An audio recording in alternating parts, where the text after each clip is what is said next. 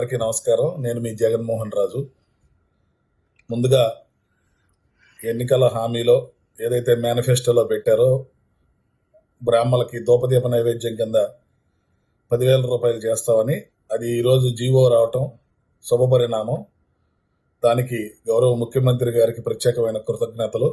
అలాగే యువగలం పాదయాత్రలో వేదం చదువుకునే పిల్లలకి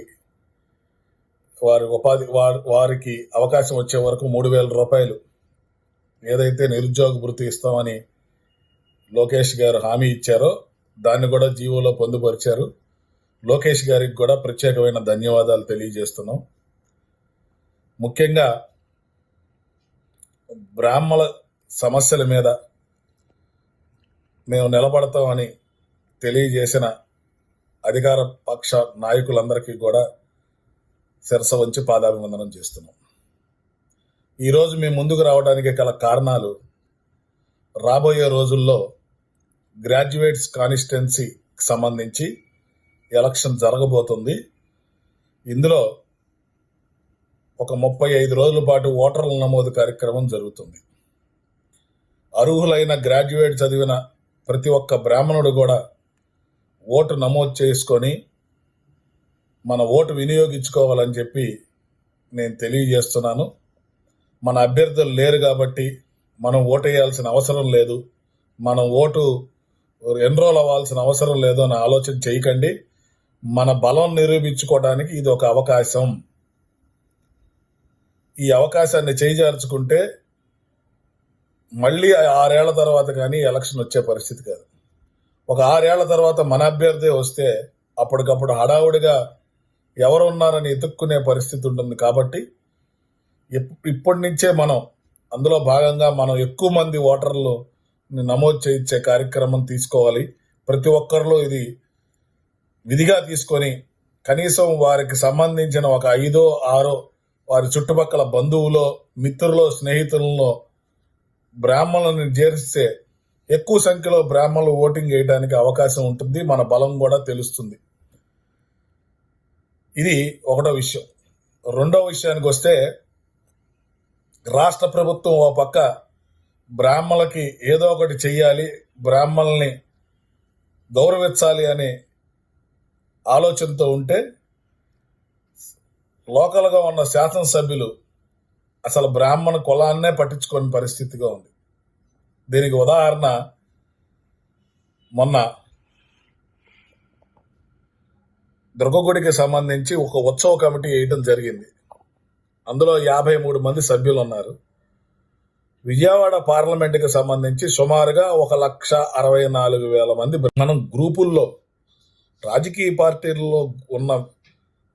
పార్టీల మీద మమకారంతో ఉన్న వ్యక్తులు కులాన్ని మర్చిపోయి విపరీతంగా తిట్టుకోవటం, అలాగే కొట్టుకోవటం, పర్సనల్గా వెళ్ళిపోవటం, ఫోన్లు చేసి బూతులు తిట్టుకోవటం అనేది ఎక్కడైనా ఆపండి.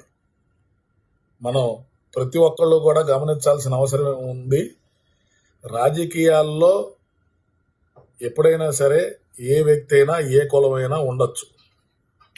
కులానికి సంబంధించిన వ్యక్తులు అన్ని పార్టీల్లో ఉంటారు. వారు ఏదైనా అవసరం వచ్చి కులము అన్నప్పుడు అందరూ ఒకటి అవుతున్నారు. మనం మాత్రం రకరకాలుగా రాజకీయ పార్టీల కార్యకర్తలలాగా విడిపోయి కొట్టుకునే పరిస్థితి ఉంది. ఇది మానుకోవాల్సిన అవసరం ఎంతైనా ఉంది. అలాగే ఇప్పుడు ఈ 5 సంవత్సరాల కనుక మనం దీన్ని ముందుకు తీసుకెళ్ళకపోతే, ఒక యజ్ఞంలాగా చేసి ముందుకు తీసుకెళ్ళకపోతే, రాబోయే రోజుల్లో బ్రాహ్మణ్యం అనేది కూడా చెప్పుకోవడానికి చాలా ఇబ్బందికరంగా ఉంటుంది. బ్రాహ్మణ నాయకులు అనేవాళ్ళు కూడా కనుమరుగయ్యే పరిస్థితి వస్తుంది. ఇప్పటికే మనకి రాజకీయంగా పూర్తిగా నిర్వీర్యంలో ఉన్నాం. కనీసం ఇప్పుడైనా సరే ఒక తాటి మీదకి వచ్చి ఒకే మాట మీద ఉండి మన నాయకుల్ని మనం బలపరుచుకొని తయారు చేసుకోవాల్సిన ఆవశ్యకత ఎంతైనా ఉంది. ఒక పక్క చూస్తే భారతీయ జనతా పార్టీ పూర్తి స్థాయిలో బ్రాహ్మణ్యాన్ని నిర్వీర్యం చేసిన పరిస్థితి ఉంది. వాళ్ళు కనీసం భారతీయ జనతా పార్టీ అంటే బ్రాహ్మణులు, కోమట్లు అని చెప్పుకునే పార్టీలో కూడా ఒక్క బ్రాహ్మణుని కూడా పార్టీ నుంచి నిలబెట్టకపోవడం అనేది వారికి అవకాశం కల్పించకపోవడం అనేది ఇంకా దురదృష్టకరం. ఇది గమనించాలి మనం. రాజకీయ పార్టీలన్నీ పూర్తిగా బ్రాహ్మణ్యం మీద కాన్సన్ట్రేట్ చేసినాయి. బ్రాహ్మడు అనేవాడికి అవకాశం ఇవ్వకూడదని కొంతమంది కంకణం కట్టుకున్నారు. ఇది ముఖ్యమంత్రి గారికి దాకా వెళ్లే పరిస్థితి ఉండదు. ఎందుకంటే శాసనసభ్యుల దగ్గరే ఇది కనుమరుగయ్యే పరిస్థితి ఉంటుంది కాబట్టి, వారి చేతిలో ఉంటుంది కాబట్టి, వారు ఏది చేసినా కూడా దాన్నే పరిగణనలో తీసుకుంటారు. కాబట్టి ఇది మీరు దృష్టిలో ఉంచుకోవాల్సిన అవసరం ఎంతైనా ఉంది. కాబట్టి ఇది గమనించి ఎకనైనా కొట్టుకోవటం మానేసి ఐక్యతగా ఒక తాటి మీదకి వచ్చి మన నాయకుల్ని మనం బలపరుచుకొని ముందుకు తీసుకెళ్లాలని నేను మీ అందరినీ కోరుకుంటున్నాను.